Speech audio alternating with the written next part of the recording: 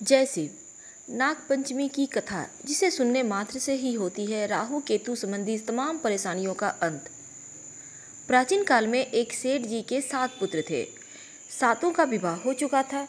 सबसे छोटी जो बहू थी वह सब बहुओं में सबसे ज़्यादा श्रेष्ठ थी, अच्छे चरित्र की थी, बहुत विद्वान थी, बुद्धिमान थी और सुशील थी। लेकिन छोटी बहू क्या, कोई भाई नहीं था। एक दिन बड़ी बहू ने घर लीपने के लिए पीली मिट्टी लाने के लिए सभी बहुओं को कहा कि चलो हम लोग सब साथ चलते हैं, और सभी ने डलिया और खुरपी लेकर मिट्टी खोदने लगी।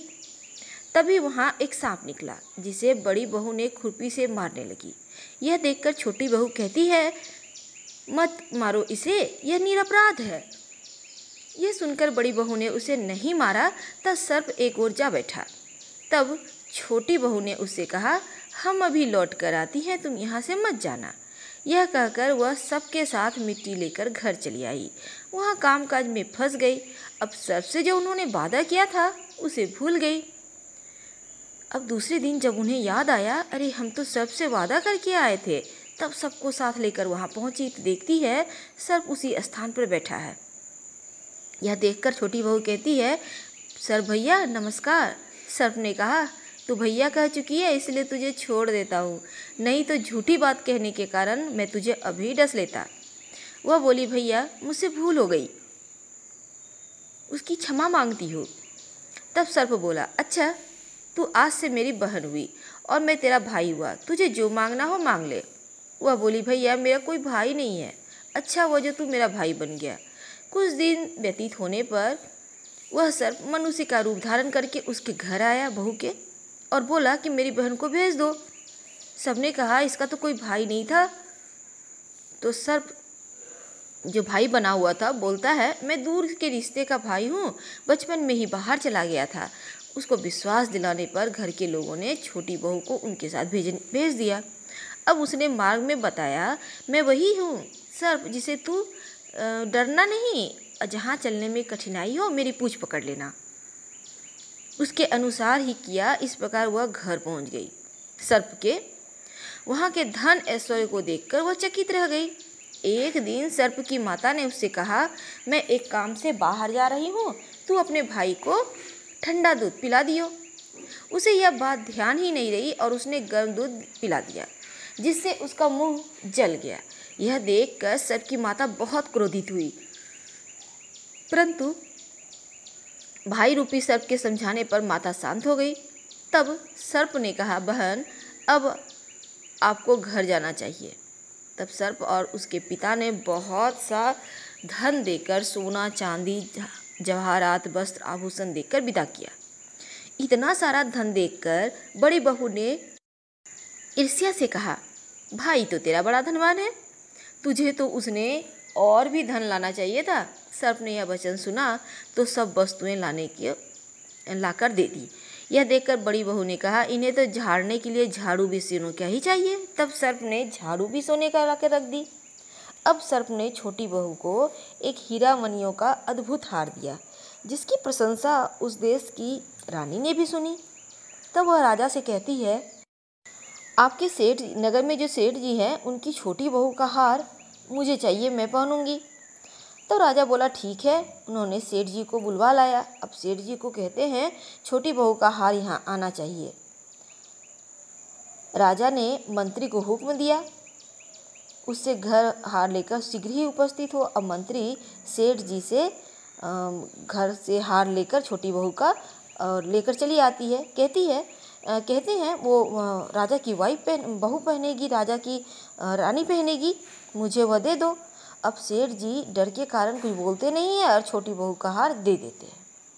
छोटी बहू को यह बात बहुत बुरी लगी। उसने अपने सर्प भाई को याद किया और आने की प्रार्थना की। रानी ने हार छीन लिया है, तो मेरा कुछ ऐसा करो कि वह हार जब वह गले में पहने तब वह सर्प बन जाए, और जब मुझे लौटा दे तब वह हीरा मणियों का हो जाए। सर्प ने ठीक वैसा ही किया। अब जैसे ही रानी ने हार पहना वैसे ही वह सर्प बन गया। यह देखकर रानी चीख पड़ी और रोने लगी। यह देखकर राजा ने सेठ के पास खबर भेजी कि छोटी बहू को तुरंत भेजो। अब सेठ जी डर गए, पता नहीं क्या हुआ, राजा न जाने क्या करेगा। वे स्वयं छोटी बहू को लेकर उपस्थित हुए। राजा ने छोटी बहू से पूछा, तुमने क्या जादू किया रे? मैं तुझे दंड दूंगा।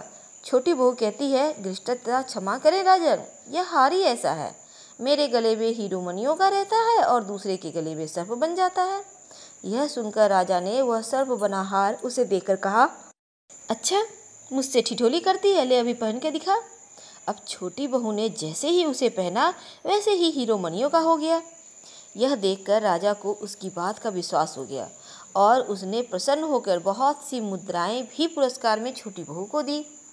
अब छोटी अपने हार और बहुत सारे जो राजा ने उन्हें गिफ्ट्स दिए थे या उपहार दिए थे उन्हें लेकर घर ले आई। उसके धन को देखकर बहू ने ईर्ष्या के कारण उसके पति को सिखा दिया कि छोटी बहू के पास कहीं से धन आ गया है। अब यह सुनकर, बड़ी बहू की बातें सुनकर उसे पति को भी गुस्सा आ गया। तो पति उसे कहता है पत्नी को बुलाकर, ठीक ठीक बता दो यह धन तुझे कौन देता है। तब वह सर्प को याद करने लगी। तब उसी समय सर्पदेव प्रकट होकर कहा, यदि मेरी धर्म बहन के आचरण पर संदेह करेगा तो मैं उसे खा लूँगा। यह सुनकर छोटी बहू का पति बहुत प्रसन्न हुआ और उसने सर्प देवता का बड़ा सत्कार किया। उसी दिन नाग पंचमी का त्यौहार मनाया जाता है और स्त्रियां सर्प को भाई मानकर उसकी पूजा करती है। इसी में एक और कथा प्रचलन में है और वो भगवान श्री कृष्ण से जुड़ी हुई है। शास्त्रों में नाग पंचमी को लेकर एक प्राचीन कथा है। द्वापर युग में कालिया नामक एक नाग अपने परिवार के साथ यमुना नदी में वास करता था, जिसके कारण पूरी यमुना नदी विषैली हो गई थी। यमुना का पानी पीने के कारण ब्रिजवासी बेहोश होने लगे। तो एक दिन भगवान श्री कृष्ण और उनके कुछ दोस्तों ने यमुना किनारे नदी में किनारे खेल रहे थे। अचानक भगवान कृष्ण की गेंद नदी में गिर गया, जिसे लेने के लिए भगवान श्री कृष्ण नदी में कूद जाते हैं। तब कालिया नाग ने भगवान श्री कृष्ण को देखा तो उसने भगवान श्री कृष्ण पर हमला कर दिया। भगवान श्री कृष्ण का कालिया नाग के साथ भयंकर युद्ध हुआ और भगवान श्री कृष्ण कालिया नाग को पराजित कर दिए। अब पराजित होने के बाद कालिया नाग के सर के ऊपर पैर रखकर ऊपर आ गए। कालिया नाग भगवान श्री कृष्ण का भार नहीं संभाल पा रहा था। अंत में कालिया नाग ने भगवान श्री कृष्ण से क्षमा याचना की और भगवान ने उन्हें क्षमा कर दिया। इसी तरह भगवान श्री कृष्ण ने कालिया से प्रसन्न होकर उसे यह भी वरदान दिया कि सावन के शुक्ल पक्ष की पंचमी की तिथि के दिन त्यौहार मनाया जाएगा और नाग देवता की पूजा की जाएगी। जो व्यक्ति नाग देवता का विधिवत पूजा करेगा उसके जीवन से सभी कष्ट समाप्त हो जाएंगे। हर हर महादेव। हम आपसे विदा लेते हैं। वीडियो पसंद आए तो लाइक कर सब्सक्राइब करें। धन्यवाद। हर हर